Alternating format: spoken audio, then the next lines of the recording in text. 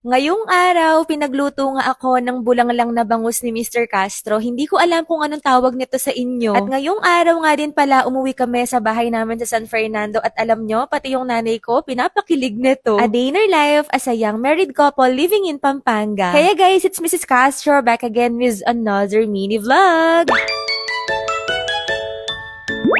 For today's vlog, ngayon nga pala yung araw ng birthday ni Kali at birthday din ng tatay ko. Pareho talaga sila ng birthday. Kaya nga pagising namin ng umaga, umalis muna kami para ma-pick up yung pinagawa naming cake para kay Kali. Medyo umaambon na nga pero malapit lang naman to dito sa bahay namin. Pinakita nga namin kay Kali itong cake niya at ayan, inaamoy-amoy na niya. 5 years old na nga yung baby kong si Kali na yan. Grabe, ang bilis ng panahon. At dahil nga birthday din ng tatay ko, eto nga pala yung gift ko sa kanya. Pinagawan ko siya ng money book. Okay. Hindi ko kasi alam kung anong gift yung ibibigay ko sa kanya, kaya pinera ko na lang para siya na lang din yung bumili ng gusto niya. Anyway, naligo at nagbihis na nga pala kami dyan, and eto nga, paalis na kami ng bahay. Kasama nga namin nga alis si Kali, si Tabby and Amor, nasa bahay lang, and makakasama niya yung brother-in-law ko or yung kapatid ni Mr. Castro. Hindi rin kasi sana yung mga yon na nasa kotse at umiiyak sila. At alam nyo guys, hindi lang ako yung pinapakilig nitong si Mr. Castro kasi tignan nyo, pati yung nanay ko, ini-effortan niya. Binigyan niya nga rin ng bulaklak yung nanay ko. At eto nga, may kasama pang 25 kilos na bigas, kaya yung smile ng nanay ko abot hanggang tenga. Simpleng handaan lang naman yung na-prepare namin dito sa bahay, and merienda time din kasi to. Si Papa nga busy dun sa labas dahil nagiinuman na sila. Ako naman as titang ina dito, at eto nga, napatulog ko na si Zia. Napakabilis, 3 months na siya agad. Fast forward, bago kami umuwi, yung kapatid kong bunso nga, ihahatid namin siya dito sa Sisos Cafe and Restaurant. Sa mga hindi nakakaalam, singer kasi yan, and nagigig siya dito. Kinabukasan, nagising nga kami ng maaga dyan dahil nga meron akong appointment kay Ma'am Juliet dahil nga magpapa-nails ako. May mga attendant din kasi kaming event niyan, kaya pinaayos ko na tong mga kuko ko. At alam nyo, sobrang natouch ako kay Mr. Castro kasi hinayaan niya muna akong mag-pamper at siya na nga muna raw yung mag-aasikaso ng uulamin namin ngayong lunch. Kahapon, meron nga akong share sa Facebook na bulang lang na bangus, and sabi niya pagluluto nga raw niya ako ngayon. Kaya habang nagpa-pamper ako dyan, siya naman tignan nyo, nagluluto siya dito. Maasahan ko din talaga to dahil nga marunong din siyang magluto. At alam nyo, habang nagne-nails kami ni Ma'am Juliet dyan, pinag-uusapan nga namin yung bulang lang na bangus. Alam mo yon, habang nakaupo ako doon, parang naaamoy ko yung bayabas. Hindi nga raw kapanahunan ng mga bayabas, and nahirapan talaga siyang maghanap. Buti na lang nakahanap pa rin siya. At first time nga niyang lulutuin to, at alam nyo, sobrang sarap talaga ng kinalabasan. Enough cook niya nga lang etong mga kangkong na to para crispy or malutong kapag kinagat mamaya. At nung matapos na nga ako magpa-nail, sinundo niya rin ako dyan, and dumiretso kami saglit dito sa Talipapa para bumili ng carrots ni Kali. Favorite niya kasing kinakain yan. Bago nga kami umuwi, dumaan muna kami dito sa isang pamilya ng pusa na pinapakain namin. Tumaba na nga sila, paano ba naman, sobrang lakas nilang kumain lahat, and yung mga kuting dati na maliliit, malalaki na sila ngayon. Sabi ko nga sa inyo, araw-araw talaga dinadaanan namin sila, at kasama na sa budget yung mga cat food nila. Anyway, pag uwi ng bahay, grabe, panalo. Tignan nyo naman yung reaction ko nung natikman ko yung bulang lang na bangus. Ano ngang tawag nito sa inyo guys? Sinigang sa bayabas ba? Sa amin kasing mga Kapampangan, bulang lang yung tawag dito. Anyway, fast forward na natin, ang dami naming tinapos. Gabi na nga sa mga oras na to, and iinom na kami ng Sleep Right Plus from Nutri-Expert. Kailangan naming makatulog ng maaga ngayon kasi bukas, kailangan namin ding magising ng maaga. Iniinom namin tong Sleep Right Plus kapag kakailangan lang talaga namin, or di kaya naman mahihirapan kaming matulog, kailangan makatulog agad. Maganda rin yung mga benefits nito, nakakatulong din siya para magkaroon kayo ng magandang sleep pattern. Available to sa Watsons, and meron din ito sa online, kaya bumili na kayo nito if hirap din kayong matulog, may insomnia kayo or anxiety. O siya, ayun lang muna for today's vlog. Thank you for watching. See you on my next one. Bye!